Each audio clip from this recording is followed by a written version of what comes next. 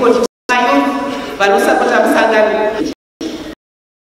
One aims to establish a business upon a land research, innovation, and enterprise that is growing our new economy. The narrative must be for pursuing wealth, which is informed by greater purpose and guiding ideology.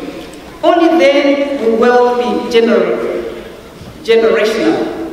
You will not act as the young farmer who shies away from the very land form that empowers her, or a small-scale miner who will compromise the non-negotiability of Zimbabwe's natural resources.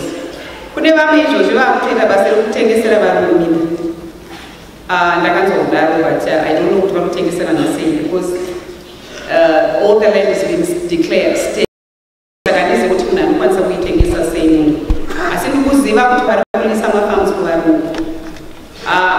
Izvozvo izvo hazvina kuna. Yes! He is not a bamba zonge type. Never.